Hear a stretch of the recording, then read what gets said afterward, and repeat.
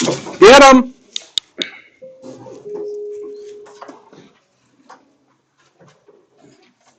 Morning, all. Monday, April 11th, 2022. It's a Maroon Day today.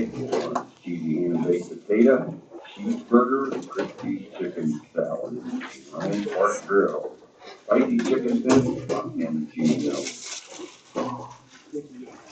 4 o'clock today, Kevin Jewell. City Central. Here at the tennis court. On our Roosters, Washington Reserve, until next Thursday evening for a musical Beauty and the Beast. That'll run from 6 to 7 p.m. Enjoy that. And Beauty and the Beast will Thursday and Friday. Congratulations, Skills USA winners for last week's state competition at Western Dakota Tech. Welding sculpture, all 3 places. Tiger first, Jacob Rivers second, Matt Mars third. Welding fabrication, again a winner, Hudson Ewert, Paul Oregon, and Caleb Rennick. Second technical drafting went to Anita Keepsake. And third in individual welding, Jake Snyder. Great representation. Nice job, all of you. Good luck on the next step. This week's listeners of the week are Taylor Duncan and Seth Hamilton. Both showed great dedication and leadership and have impressed several coaches in the school with their effort recently. Good work, both of you. Enjoy your parking spot. All, please stand for the pledge. To the flag.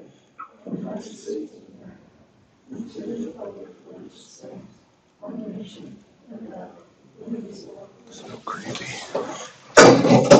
All have that day. Great.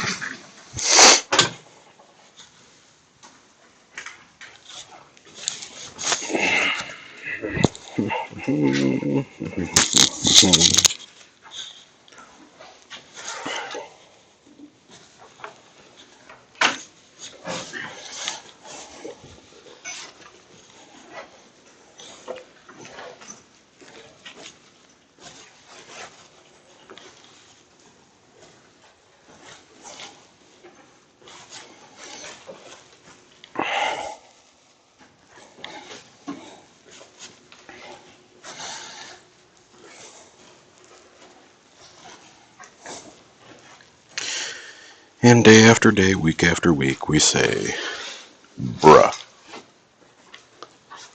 I swear you're actively trying to kill me.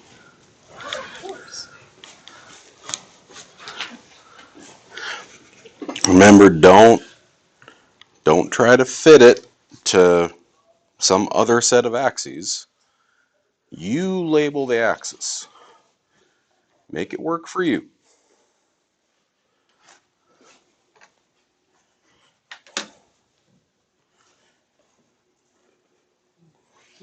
You get to make the same graph every time if you label it the right way.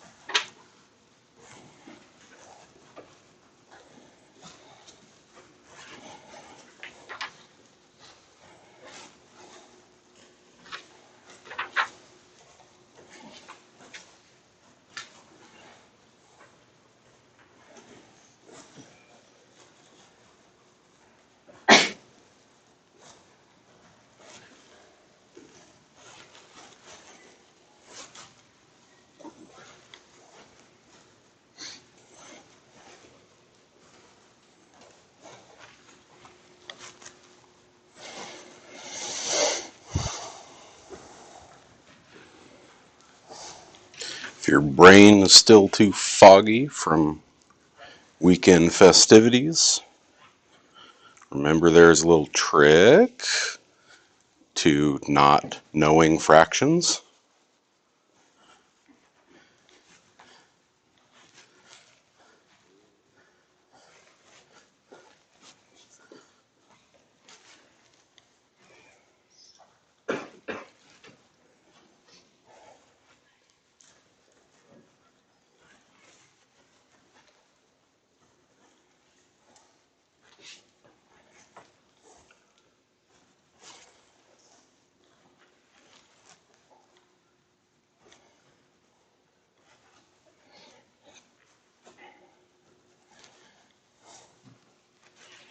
Remember to be honest with these.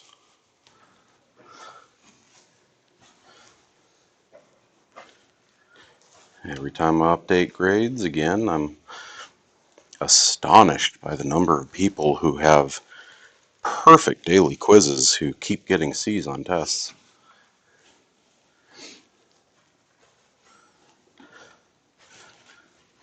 Okay, you're not gaming the system. Those daily quizzes over the whole semester are only 10% total.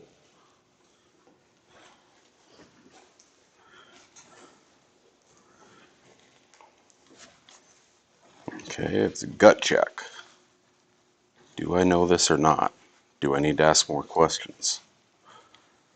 Do I need to come in during Spartan time? Do I need to show up to class 10 minutes early, go through a couple problems?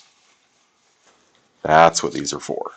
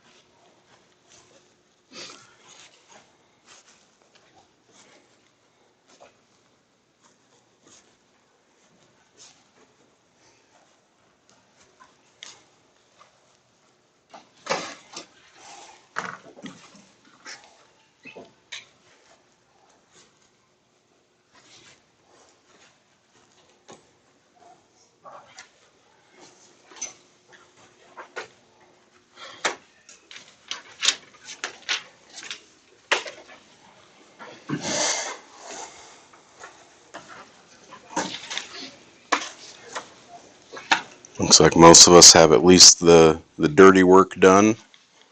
We're finishing up the graph now.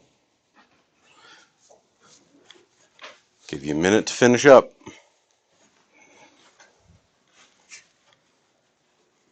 One of these graphs should not be a 10, 12-minute adventure. Like 3, maybe.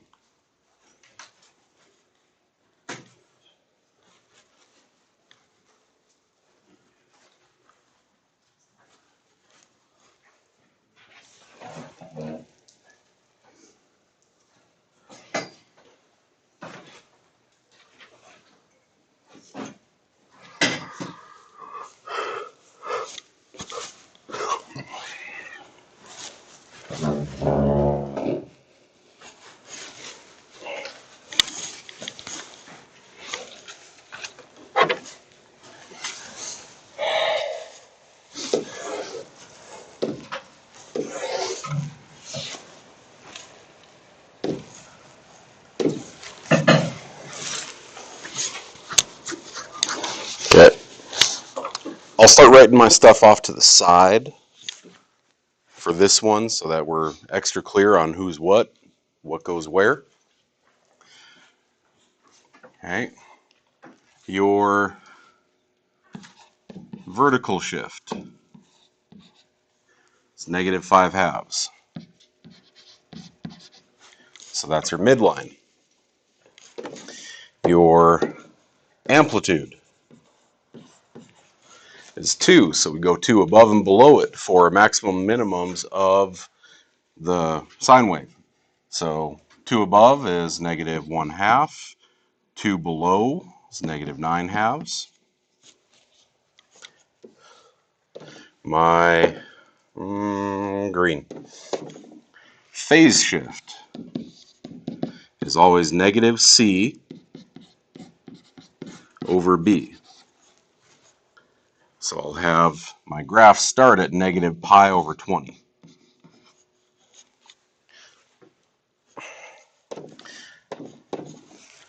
The period, 2π/b, so in this case 2π/5. When I cut that to make my quarter marks, it does not ask for the quarter marks, but my quarter marks will be 1/4 of this, or π/10. Also, with that, frequency is just its reciprocal. So we'll keep adding π/10 to stuff, which is 2π/20. So -1π/20 plus 2π/20 is π/20. Is 3π/20. Is 5π/20, reduce it. Is 7π/20. Is -3π/20. Is -5π/20, reduce it. -7π/20, -8π/20, or 9π/20. And you get to make the same graph every time. It's a sine graph, so it's going to start at its midline, and it's going to ping pong back and forth between maximum and minimum. Maximum, midline, minimum, midline. Down, middle, up, middle. Like so.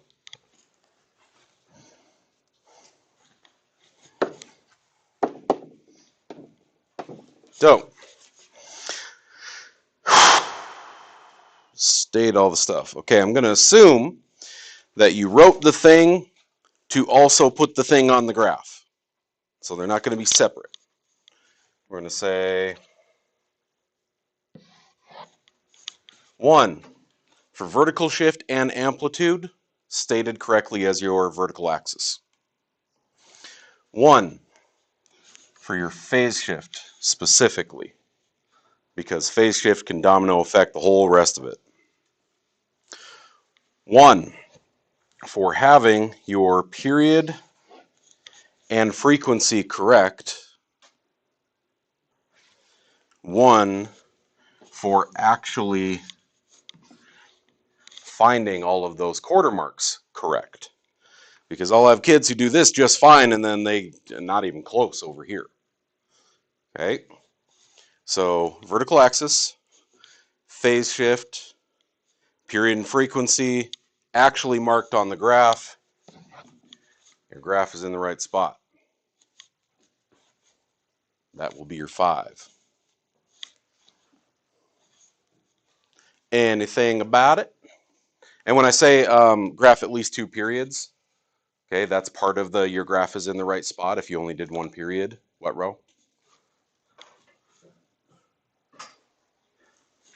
Anything about it? Questions on scoring? Anything like that? Okay.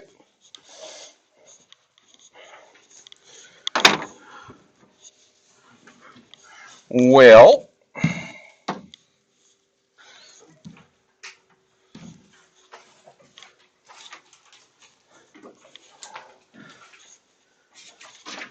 Grew meme here. In terms of questions, we had no questions. All weekend, nothing. So the question remains, who actually did it?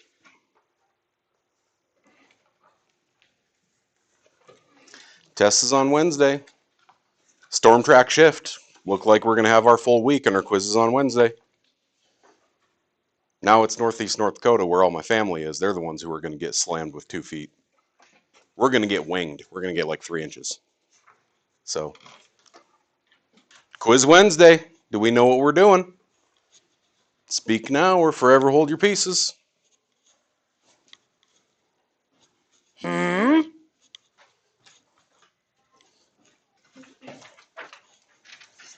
Do we know our cute little calculator trick to do all the fractions for us? Okay, it sure helps.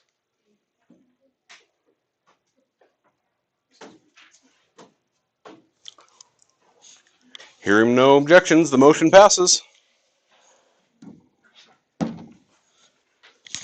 Open up your notes. I said we were close. Example 7 was our last thing. That was finding our equation from a table. A little bit different than the word problems we started with. Those they just straight up gave us information. Now we got to be a little smarter than that.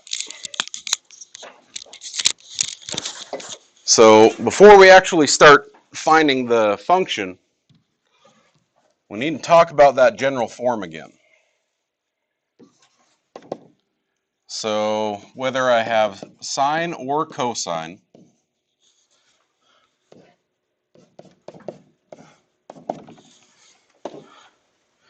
remind me, what does A out front do? Okay. Specifically, what is amplitude? How high up or down it goes from where? From the midline. Okay. So if I want to find out what that distance is, if I want to find out what this distance is, how would you do it? Like mathematically. Right? You find the distance between them. Say this is at 10 and this is at 6. What did you just do in your head? 10 minus 6, divide by 2, right? So I want you to write that next to this, that this is specifically the maximum minus the minimum divided by 2. Because that's how we're going to find it in these tables. You're going to find where's my maximum value, what's my minimum value, divided by 2. That is the distance between your maximum and minimum. Divided by 2 to get your midline. Gives you the amplitude. Okay. Let's go over here then. Okay, vertical shift.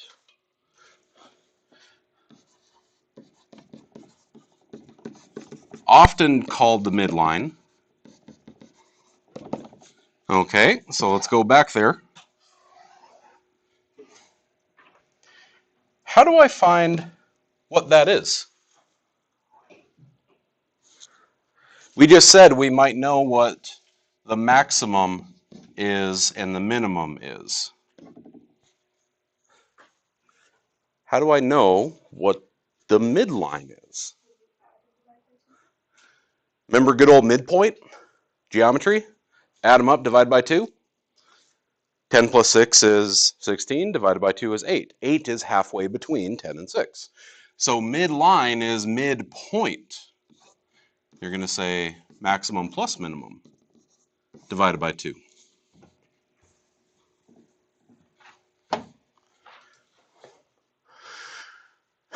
All right. Now the phase shift and the period, that's where things get a little bit different. See, we know that period is 2 pi over b. I've been using that quite a bit.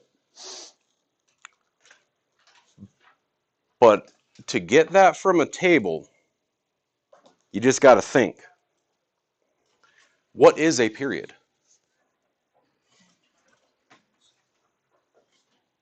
Say that again? Like one chunk of the graph. One chunk of the graph until it does what? How long until it repeats itself?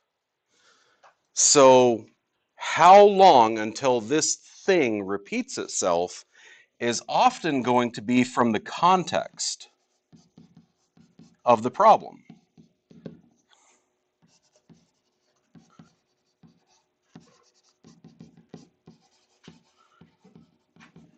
And then we'll use that equal to 2 pi over b to go find b.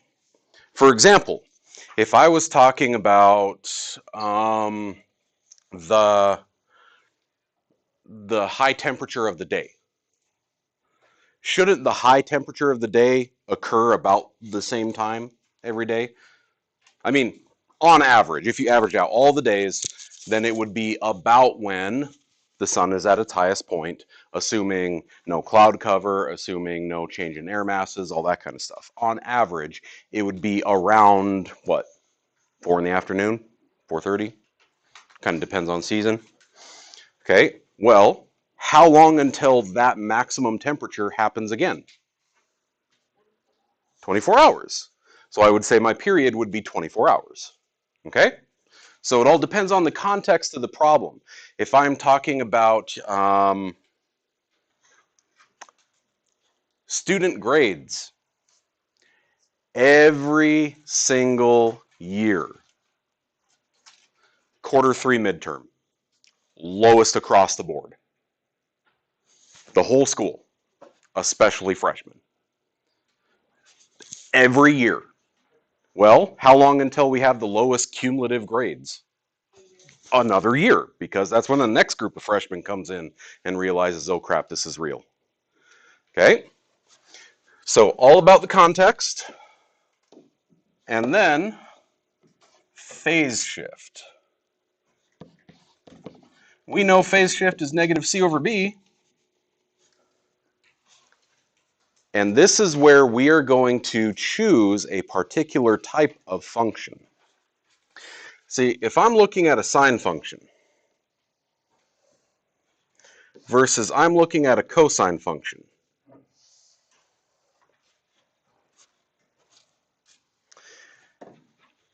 a sine function always starts at an x-intercept.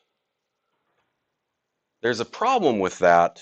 If I try to find a phase shift, I can't just go to the x-intercept, because what if it isn't this x-intercept? What if it was that x-intercept? There's two of those features, right? In one period. But for a cosine function, if I try to find a phase shift, I'm finding where the maximum is. The maximum only occurs once every period, not twice. So that's going to be why I'm not going to use sine to make these graphs. I'm going to use cosine, because cosine always starts at the maximum, and the maximum only happens once in a period instead of twice. So my phase shift is going to be, when does that maximum occur?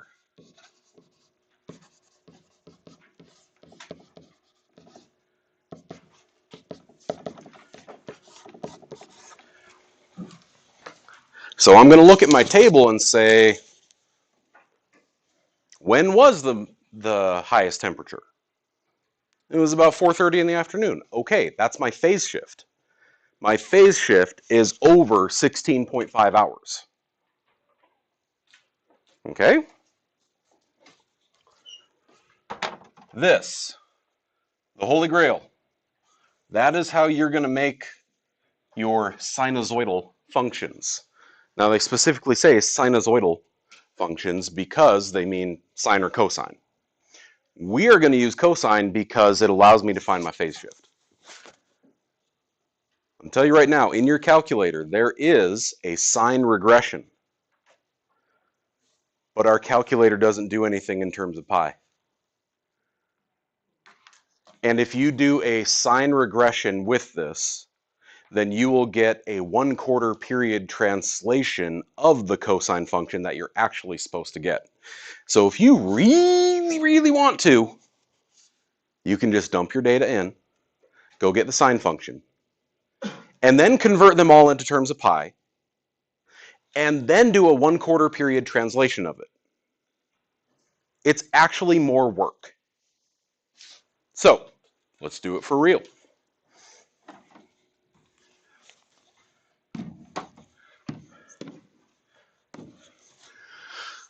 All right, sinusoidal function models. No, no, no, no. You. Number of hours of daylight in New York City as a function of time. X equals 1 is January 15th. And then February 15th, and so on, and so on, and so on, and so on. Use your model to estimate the number of hours of daylight in September 30th, New York City. Notice that it says use your model. There's some kids who are going to be like, all right, September. Well, September 30th is halfway between those two, so I'll just find the midpoint of those two and say I'm done. No, no, no, no. Find the model. Use the model to find it, because sometimes the data doesn't accurately fit the model. How many times have we done regression and the model doesn't hit all the data points? Okay. So we head over here and we're going to do all that stuff. And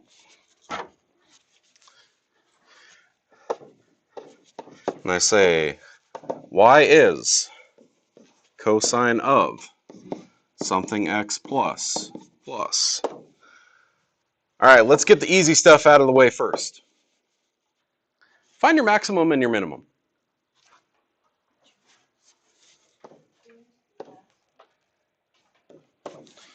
Okay. So I've got a maximum at 7, 1507. And at 6. And where's my minimum?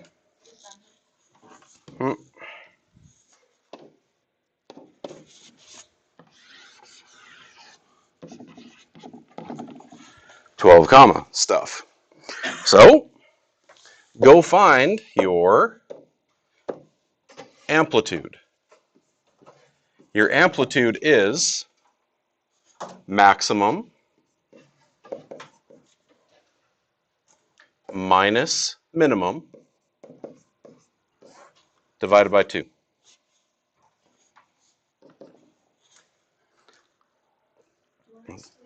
So that's 6.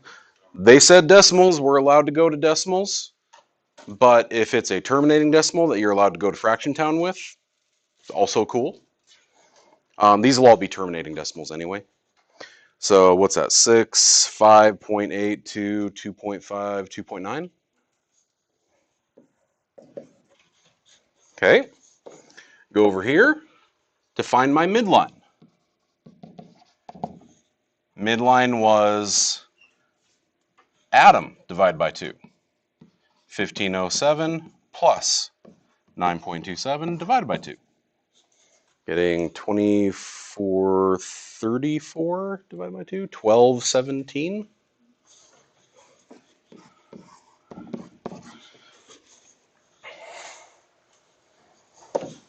Now I can't find phase shift without the period first because I need B. So this is about hours of daylight. The maximum amount of daylight occurred in June. summer solstice. So what is the period? When is that maximum going to occur again? 12 months later. Why do I want to say 12 and not 1? Why not just 1 year? Because the table's in months. So the period is 12 months, and I'll set that equal to 2 pi over b. Swap my extremes, reduce, or Jesus fish, whatever your jam is. B is pi over 6.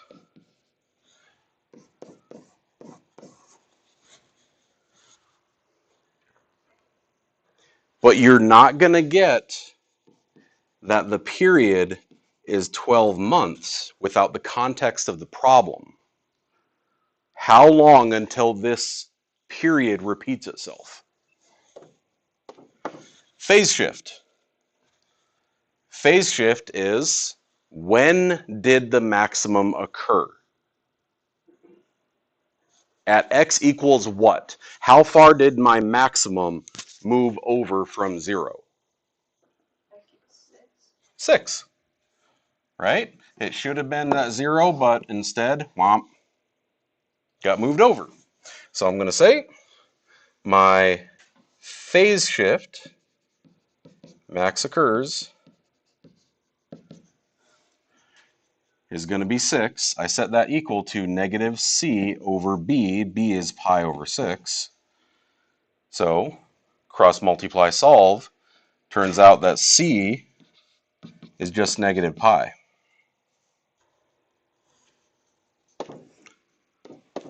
So minus pi. Okay?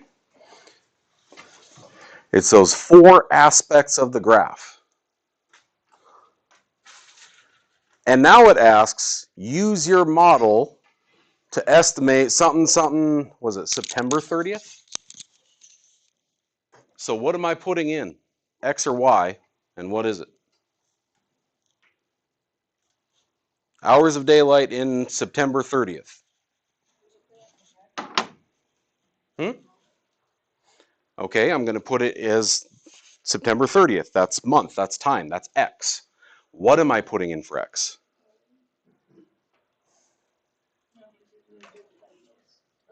Remember that September 15th is considered 9 months out. So I'm going to put 9.5. So, quit. Oh, clear. 2.9 cosine of where'd it go? Pi over 6x. X is now going to be 9.5 plus pi. No, minus pi. Womp. Plus what? 12.17.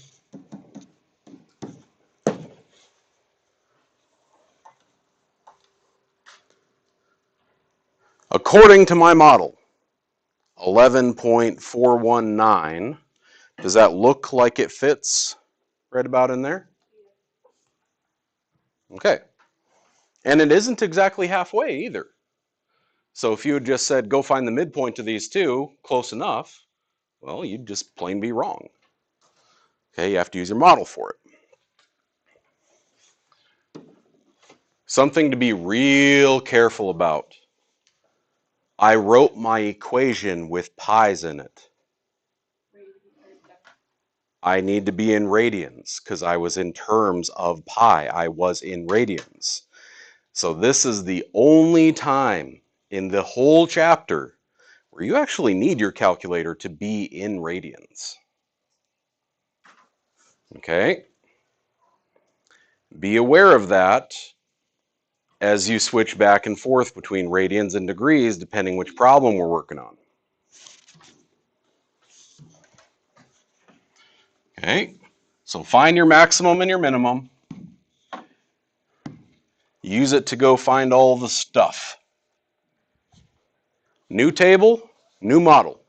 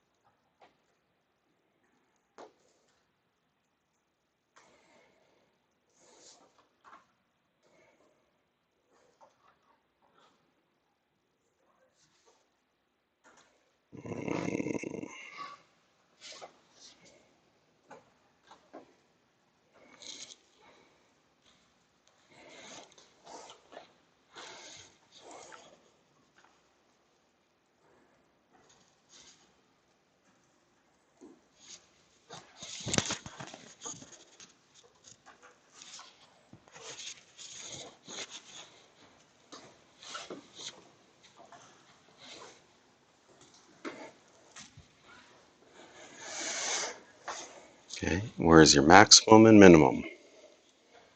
Either add or subtract them, divide by 2. To find your midline and amplitude, respectively. B is going to come from period. Period is how long until this thing, whatever we're talking about, starts the cycle over.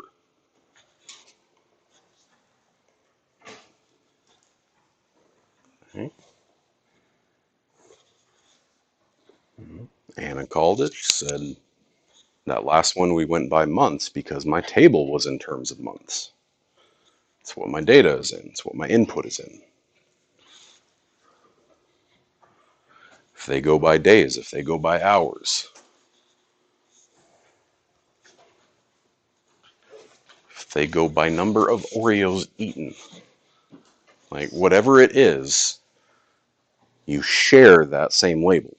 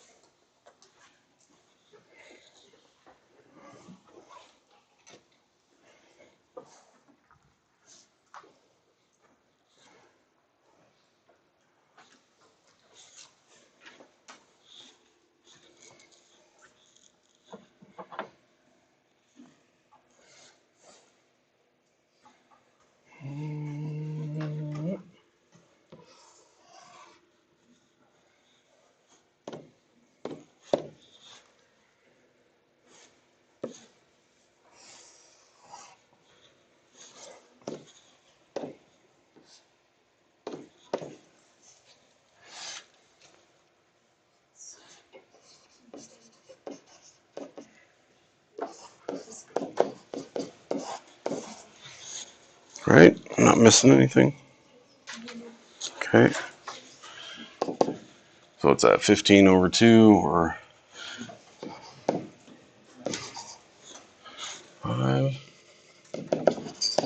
Midline, we're going to say 66 plus 41 over 2, 107, 53.5. I mean, they're terminating decimals. I'm okay with it. If you write them as 10, what was that? 107 over 2 and 15 over 2, also cool. What?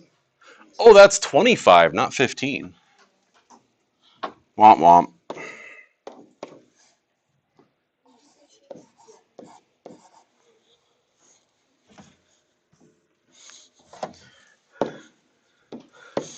Said long chain polynomials, anything like that, no problem. Basic arithmetic, we got problems.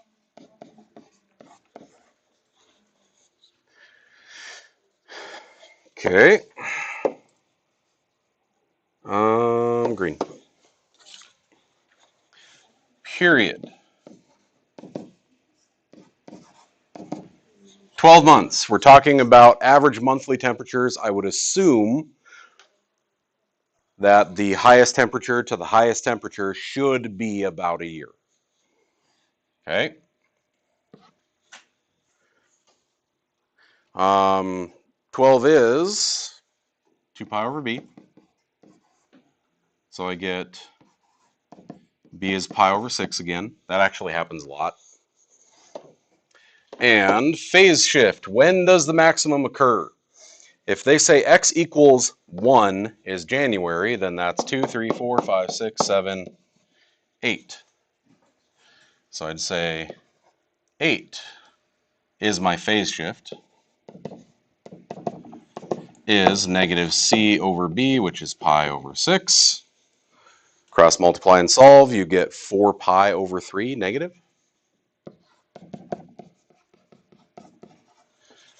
And putting it all together. Y is 25 halves, or 12.5, cosine of pi over 6x minus 4 pi over 3 plus 107 over 2, or 53.5. They are terminating decimals, so we'll take them. Okay, according to your model, what is the average monthly temperature in February? Now, someone's going to say, like, 44. Duh, it's right there in the table, man. Like, no. Just use the model. Double check it. Say 12.5 cosine of, parenthesis, pi over 6, parenthesis, February is 2. They didn't say, like, February 15th or February 30th or anything like that. We just said is February. Minus thing for pi over 3, womp, plus 107 over 2, or 53.5, bump, bump, bump, 41. So again, if you just say, well, it's right there, I'll just BS it. I'll just do something close to 44. I'll just say 43.82. Like, no, use the model. If I don't see the model, or if the model is incorrect and then the prediction doesn't match, well, even if your model is wrong, I'm going to check the second part of it to say, did they actually do the second part? Okay, did you actually plug it into your model or not? So that was the last thing out of 4.4. Talk to me, Goose. Do we need it again? Or once you got those little note cheaters, it's actually not bad? Okay. Womp. Hi. Why are they called cosine, sine, tangent, etc.? Sine, I don't know. Old languages, dead people made word. Cosine, on the other hand, we talked about it being a complement. Cosine is a sign value for a complement. The thing that goes with. Co is a prefix meaning co. Tangent is a word that means next to. If I'm talking about the tangent of an angle, I'm talking about what side is next to it, as opposed to direct. Kind of like a conversational tangent, you go around what you're actually supposed to be talking to, as opposed to hypotenuse go straight there. The other ones, I know they have cosecant instead of secant because you don't want co going with cosine, because then it'd be like cosine. And that would sound funny. Yeah. Language is dumb. Language gets weird. Language is really weird when you work with teenagers, and the vernacular changes every 6 months. And it slowly seeps its way into mine against my will. And then 2 years after kids started using the word, I accidentally say yeet around my wife, and she looks at me like I'm an idiot. So here we go, tangent. Ba-dum-bum, tangent, get it? Ah. Look at the tangent values of your unit circle. Do y'all have your unit circle with tangent values written around it? Remember that tangent is opposite over adjacent. So when I'm over at 0, and then I get just a little bit off of that, okay? Y'all got a calculator? Let's put it back in degrees, and let's test this. What is the tangent of 1 degree?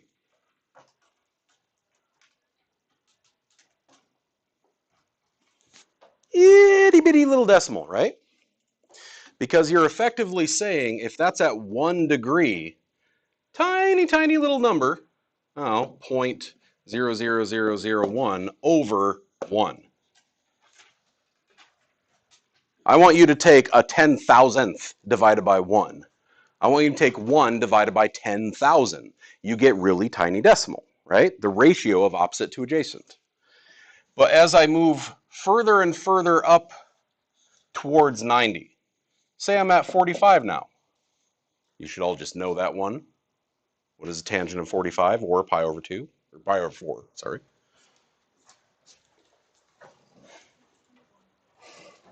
Go. 45, 45, 90. 1. 1 over 1. What happens as I get closer and closer? As I get closer and closer? As I get closer and closer? Take the tangent of 80.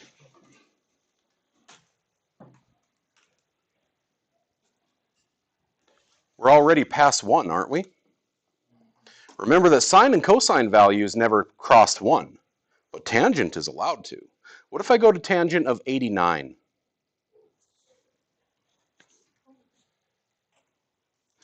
What if I go to the tangent of 89.9?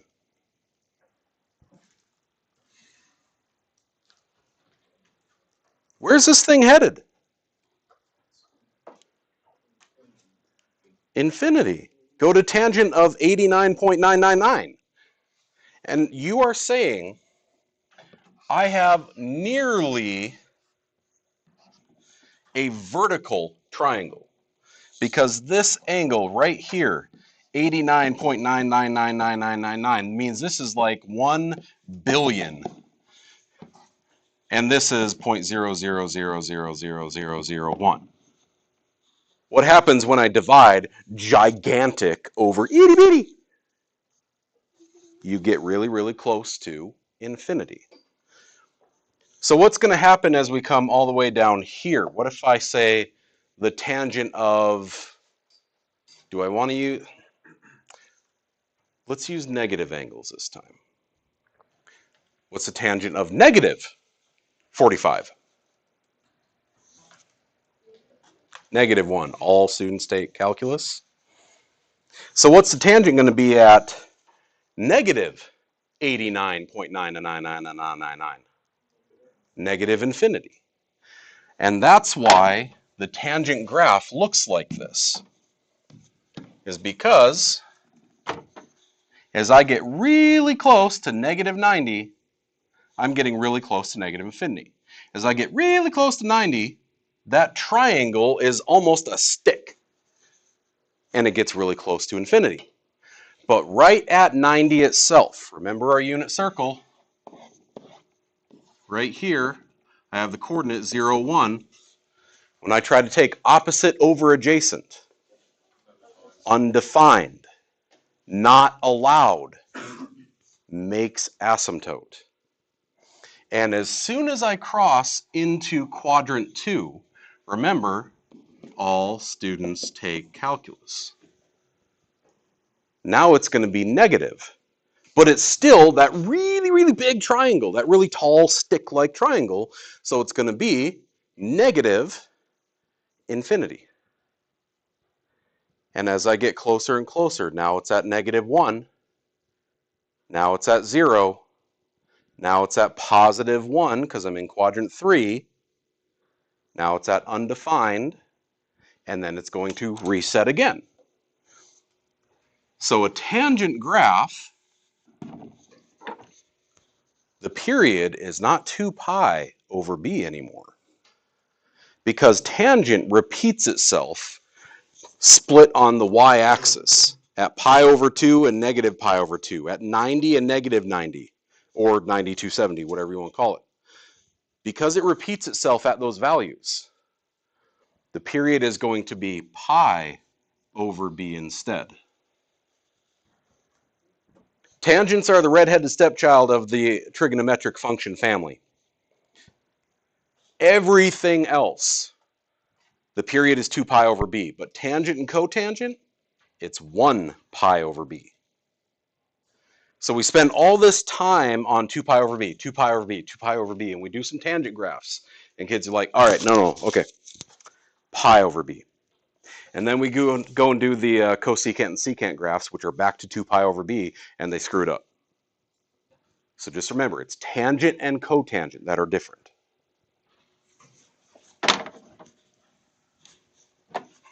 All right. Another thing to notice, when is tangent of an angle equal to 1? At what angle?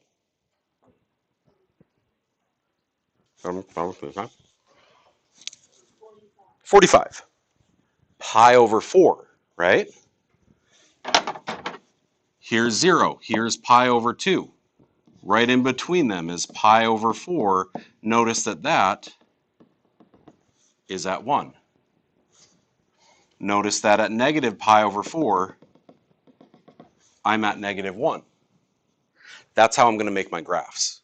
That's how I'm going to show my amplitude. Is if this ended up as a 2 tangent of x, I would just know that I need to hit pi over 4, 2 instead. Halfway between asymptote and x-intercept, negative 2 instead. Okay, it's halfway between asymptote and x-intercept that I'm going to hit 1. And that's where I'm going to make my marks to have these graphs. Okay, off to the side, they tell me all the stuff about it. Notice again, I'm going to start having continuity and x-intercepts and all that stuff stated as a set. Something n where n is an integer, because that's when it happens. Okay, the period of the tangent function, they say it right there, pi over b. Otherwise, everything else is the same. Phase shift is still negative c over b, amplitude is still a, midline is still d, all that's the same. It's just the period and what the parent function looks like get messed up. So, locate the vertical asymptote, sketch a graph of this. So we always say all of our stuff. Amplitude is 1. Vertical shift is 0. The period is not 2 pi over b, it's pi over b. There are no quarter marks with these because it's not a quarter of the period that the relevant features happen. It's right smack in the middle. It's halfway in between. The phase shift, there was none. So I'm going to start nice and easy. I get 0 right in the middle of this. I can move one of you up here too. I got room. Be careful. This is what the graph is going to look like. I'm going to have x-intercept in the middle and asymptotes to either side. The distance from here to here is the period. Period to pi-rid. There we go.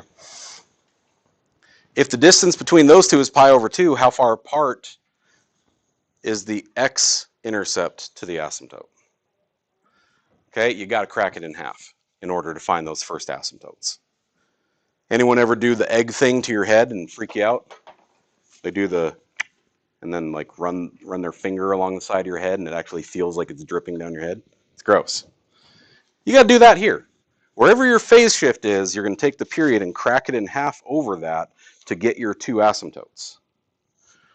So our asymptotes are actually going to be at pi over 4 and negative pi over 4. But be careful that the period is still pi over 2. So the distance from asymptote to asymptote is pi over 2. The distance to the next asymptote is still pi over 2. What's pi over 4 plus pi over 2?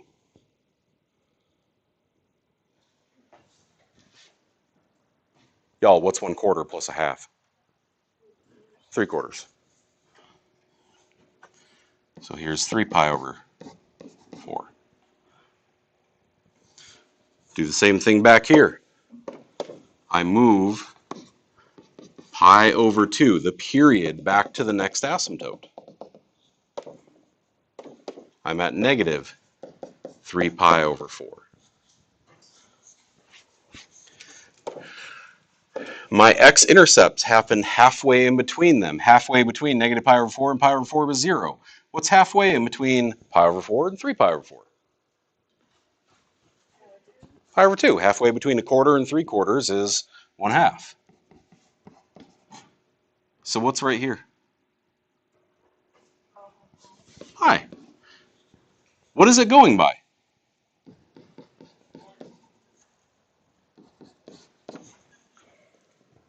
it was going by pi over 4 increments.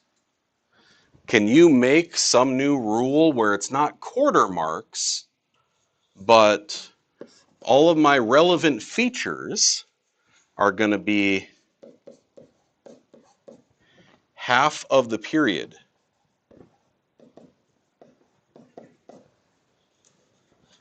Okay? So in sine and cosine graphs, we had a quarter of the period is where all of my relevant features occurred. Now I'm going to label my x-axis instead as half of the period. Should kind of make sense. It was 2 pi over b. We did quarter marks. Now I'm doing 1 pi over b, so I'll do half marks. Okay? And then label your starting at 0, went to 1 and negative 1. And to make your graph, the tangent of 0 is 0. Halfway in between the x-intercept and the asymptote goes to 1 and negative 1 respectively. Okay, halfway in between is where my amplitude exists. And I connect the dots, and it kind of looks like a cubic. Okay, try not to get too kinky in the middle. Okay, so it's going to be middle, up, down, middle, up, down, middle, up, down, middle, up, down, middle, up. So instead of having a continuous, it's going to keep resetting itself.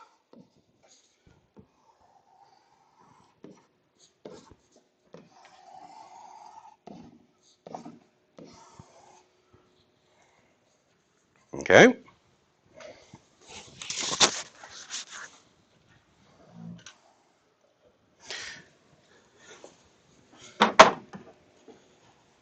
So similar to what we've been doing, just a little cross-eyed, because now it's tangent.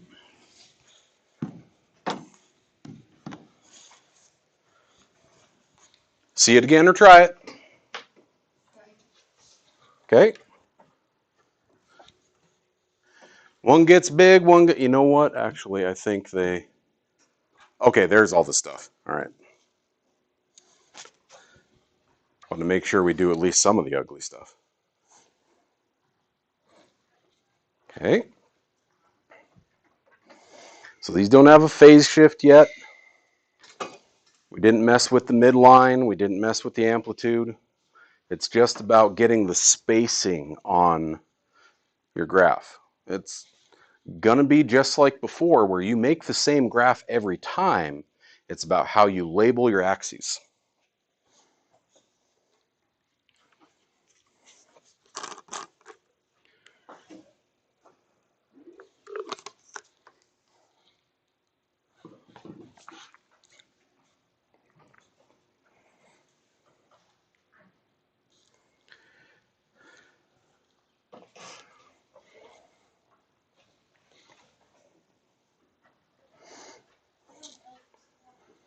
For anyone who was, shall we say, procrastinating with work over the weekend for various reasons and banking on having some days off in the middle of the week, update from Weather Service says now from tonight through Wednesday, spearfish only gets 3 to 7 inches. So do not plan on a snow day now.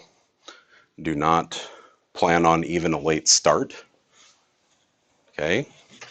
Maybe a late start one of the days, depending on how bad the wind gets, just for travel's sake. But that's it.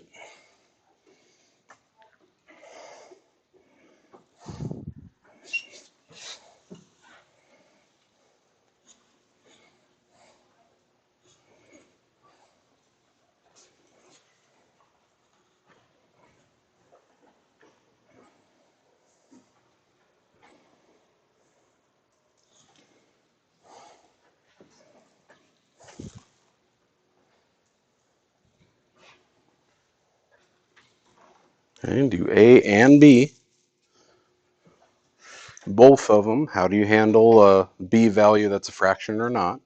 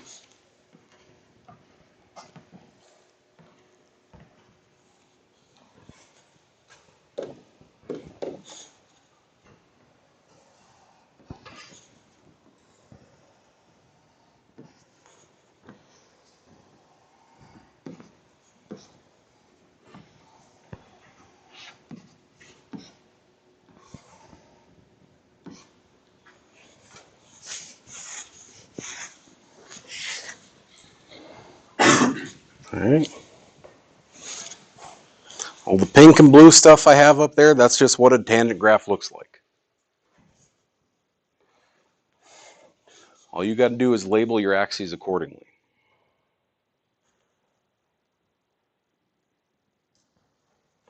Period is pi over b.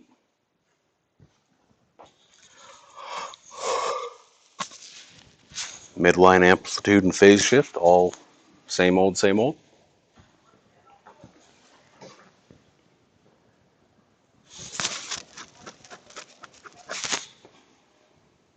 Oh no. You're supposed to have your test on Wednesday.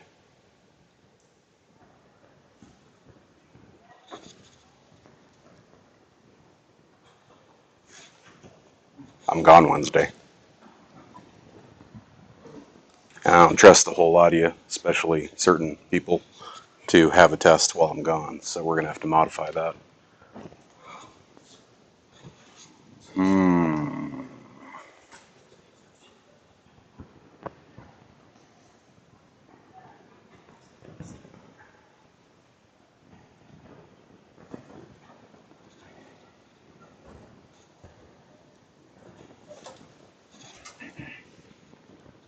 Well, we'll see how far we get here today. We might be able to have it tomorrow instead.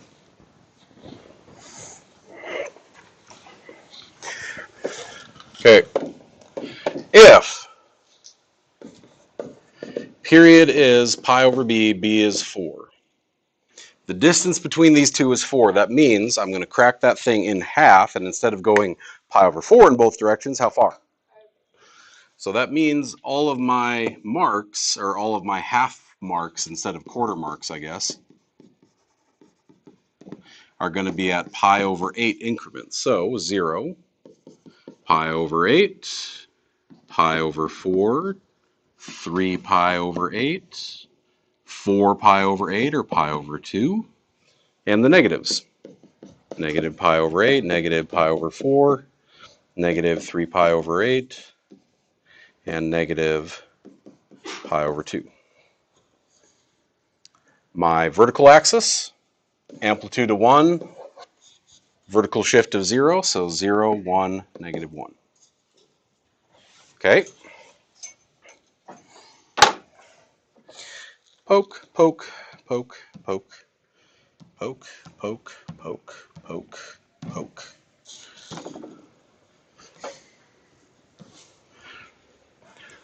To do the next one, I literally start with this graph again. Yeah. Not quite. So close.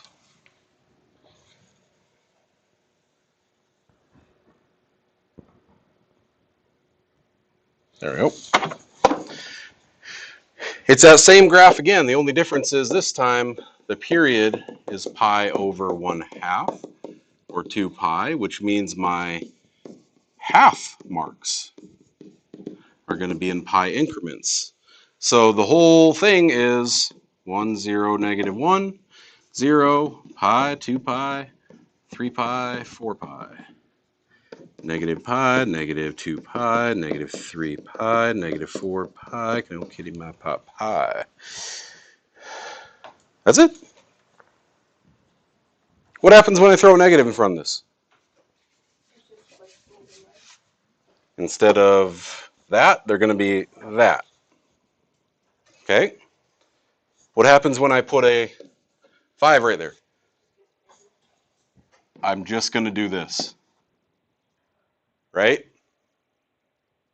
Change the scale to adapt for you. Where it's going to get different is, again, that phase shift. That seemed to be what screwed with us before. It's going to happen again. I'll start with, do they have these? Yeah, they don't even show you anything else. I'm going to start over here with B, because I'm going to make A lot uglier. So, period is pi over B, which in this case is 1. So the period is pi. So the half marks are going to be at pi over 2 increments. The phase shift, still negative C over B.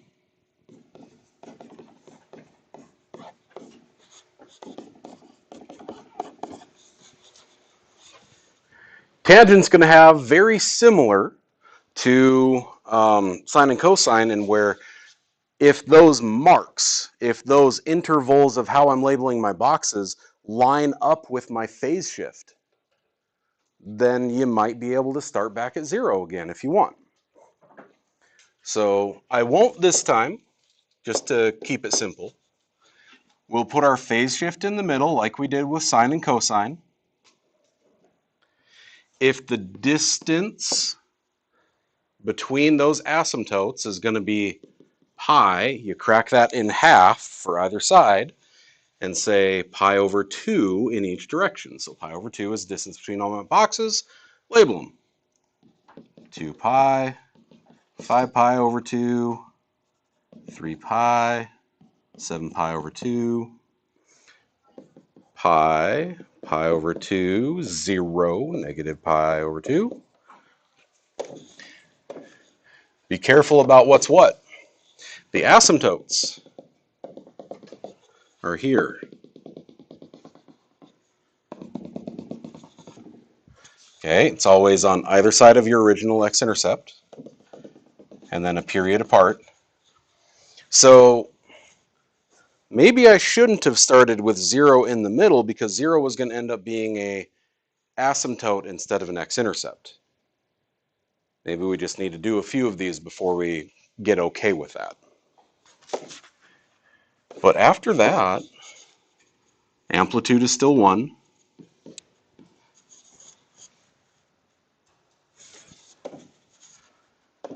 I'm still making all of these marks by saying intercept, amplitude, amplitude, intercept, amplitude, amplitude, intercept, amplitude. Amplitudes are halfway in between x-intercept and asymptote.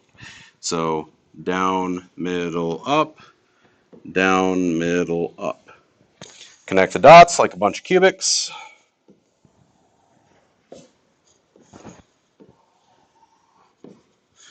And it's the same graph. It's just the phase shift and the period changing. Monkeyed with it a little bit. No, I'm just reiterating again why that's there.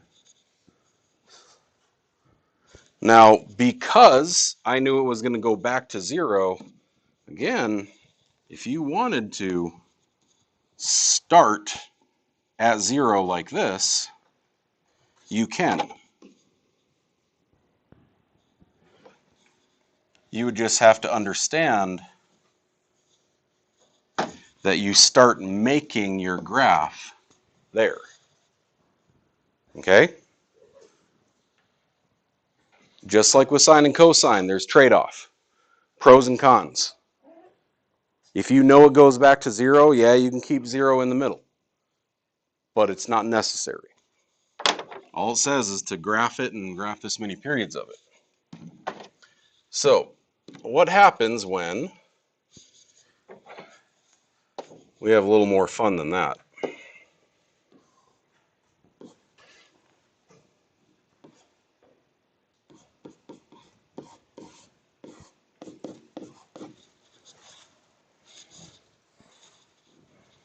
Okay. What happens when it gets ugly? Well, we have a vertical shift now. So 4 is your midline. The amplitude is still 1. So we'll go to 5 and 3 respectively. Phase shift. Negative c 11 pi, negative 11 pi over 7 over b, 1/2.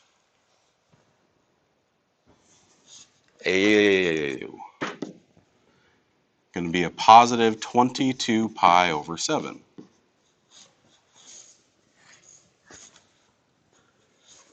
Dividing by fractions, easy as pie, flip second multiply. Negative, negative cancels. 11 pi over 7 times 2 over 1. So I got a phase shift of 22 pi over 7. Yeah, that's in the middle, but remember all of these asymptotes and x-intercepts don't change. It's just my labeling of the graph, and in this case, because I have a reflection direction of the graph, those change. Okay. The period was pi over b, 2 pi. So that means all of these marks, this distance is 2 pi. All of those marks are just going to be pi apart. So I'll call them my half marks are going to be pi. I think you can handle that. 22 pi over 7 plus pi. You're just going to keep adding 7 pi over 7, right? To make all of these other marks. So, plus 7 pi over 7 is 29 pi over 7. Plus 7 pi over 7 is 36 pi over 7. Plus 7 pi over 7 is 43 pi over 7. Is 50 pi over 7. They're gross, but it turns out they're actually not bad to find. 22 pi over 7 minus 7 pi over 7 is 15. Is 8. Is 1. Is negative 6.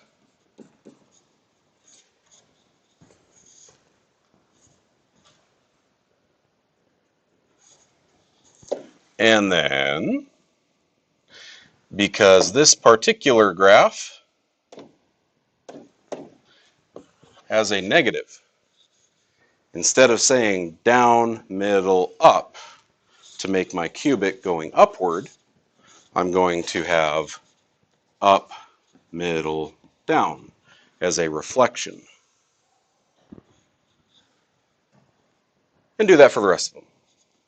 Up, middle, down, noticing that those two are still in the amplitude spot where the ones would be. Get out of there. Connect the dots. Connect the dots. Up, middle, down, connect the dots.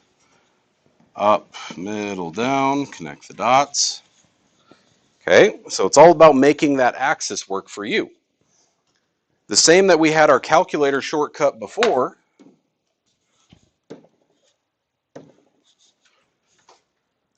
where we would take our phase shift plus whatever those marks are, I can do the same thing now and say my phase shift, 22/7, and I can keep adding iterations of 1 pi, or in this case, 1 x, and go to my table, and it's going to list all of those for me. Okay?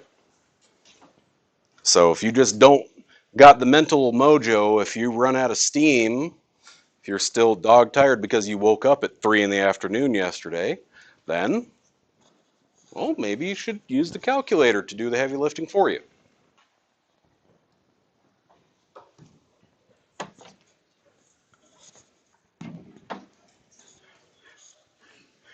What was the inflatable this time? Every year it's like a bouncy castle or like the big boxing gloves or the sumo suit or something. That's it? And then he had like a jumping. Jousting. Oh, I did that my junior year. That was fun. Laser tag, really? They had scooters with front So covers. it's just like in a monkey gym. Oh, And you could cover the sensor on the gun, so boo. Lame. All right. Um, let's start easy. 2A. Don't go messing with 2B yet. Someone might decide to alter it. And by someone, I mean me. I'm going to alter it. I did the one that you just did, thinking that you altered that.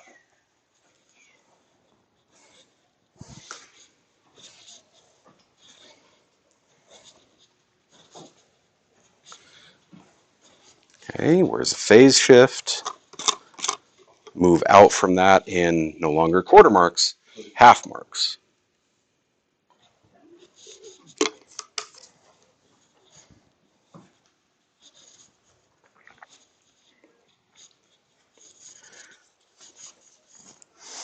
Notice those patterns of similarity, that half of pi over b happens to be in the same kind of spots as a quarter of 2 pi over b.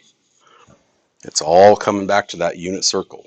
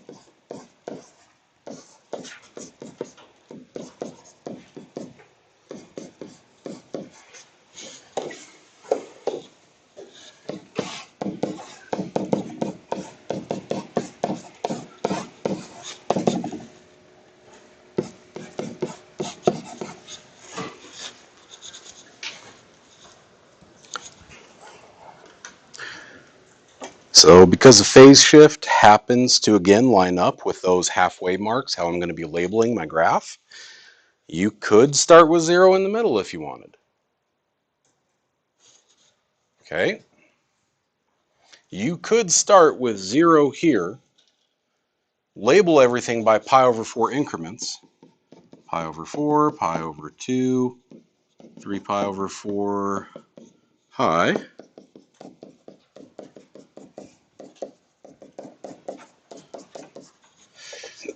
One, negative 1.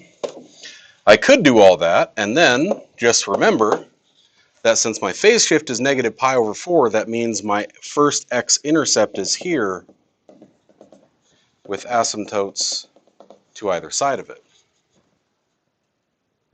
If you remember to make your graph that way, you're in business. And then an x-intercept and asymptote, an x-intercept and asymptote, an x-intercept and asymptote, and think my tangent is positive, so I'm going to say middle or down, middle, up, down, middle, up, down, middle, up, down, middle, up.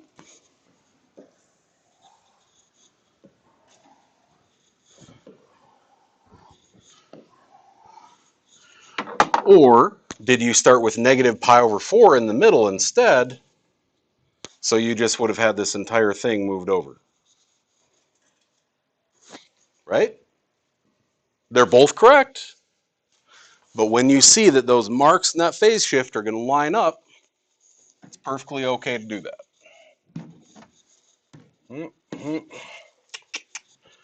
A negative, a pi over 6, a pi over 2, so 5.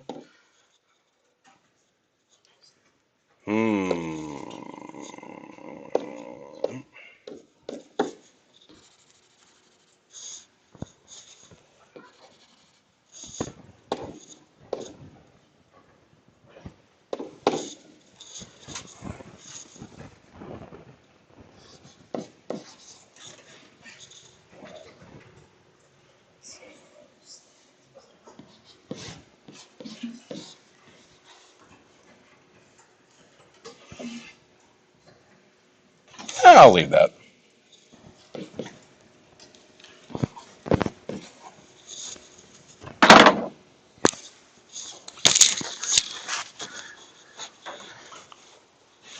All right, let's try that.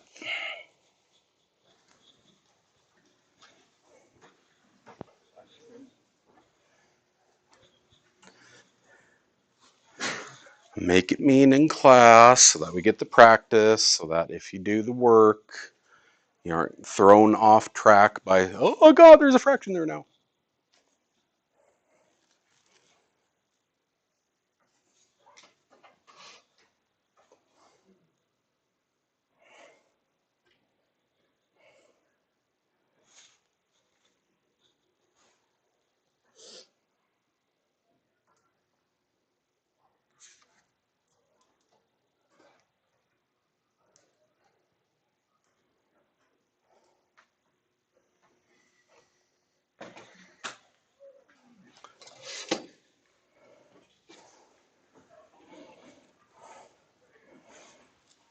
Okay, the clever ones, the efficient ones, are saying, nah, it's too early to think. And they just got their calculator out. They're letting that do all the fraction stuff for them.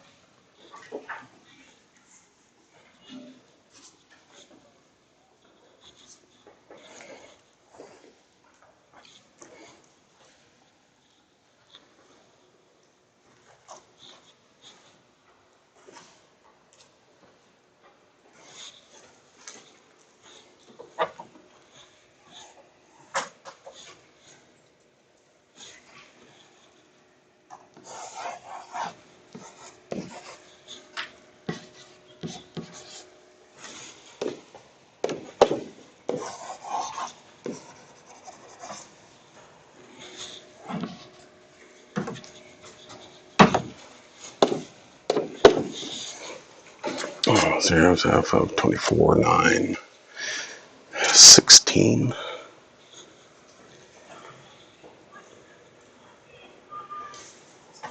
9/24, 16/24, 25/24, right?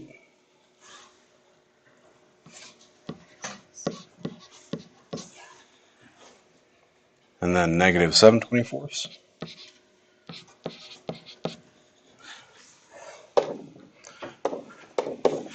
Okay, phase shift, negative C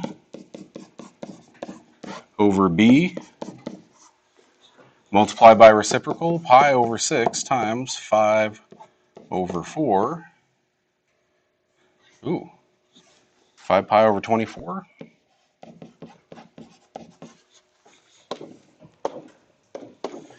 Period, pi over B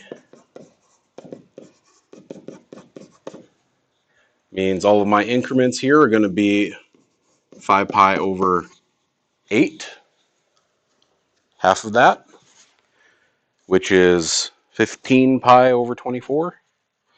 Ooh, 30 pi over 24, 6 pi over, no, 5 pi over 4, right? Yeah. And then 45 pi over 24 with 3 15/8. And then 60 pi over 24, 12 5/2. And then 75 pi over 24, 25/8. How are we doing so far? Hey, cool. Okay, minus 15 is negative 10 pi over, so 2, negative 5 pi over 12. Negative 25 pi over 24, right? Negative 10 pi, negative, yeah. Negative 40 pi over 24, and divided by 8 and 8, 5 and 3. And negative 55 pi over 24. Ew! Use a calculator. How do you, for the half marks, how do you use the calculator? Is it just the same? Phase shift. Since the phase shift is 5 pi over 24, I would say 5/24. Since my half marks are 5 pi over 8, I would say 5/8 over, or 5/8 x. Just leave the pi off there, knowing that you got to put the pi with everything. Okay. And then, same old, same old. You got x-intercept, asymptotes. X-intercept, asymptote. X-intercept, asymptote. X-intercept, asymptote. It's a negative, so I'm going to flippity-flop the whole thing. So to the down, up, middle, down. Up, middle, down. Up, middle, down. How does it go from 5/24 to 5/4? What? How does it go from 5/24 to 5/4? 5/24 plus 50 times 3 times 3 is 15 pi. Oh, I have 20. I went to 25? I went to 30 instead of 20. This whole side's wrong. I went to 30 over 24 instead of 20 over 24. Yeah? All right. Use a calculator because fractions and morning and lack of caffeination, bad. Okay? So here's what we're going to do. I didn't realize I got to be gone on Wednesday. My wife's got an appointment, so I'm at home on daddy duty. We've covered a crap ton of information in 4 days. I think we'll just have our quiz tomorrow.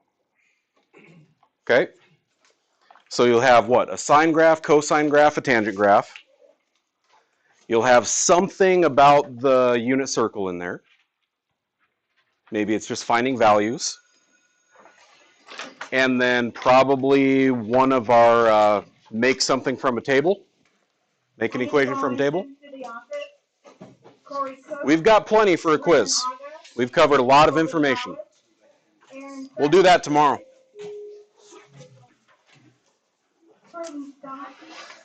Leon Angel, Reverend Shaw, Sabine Angel,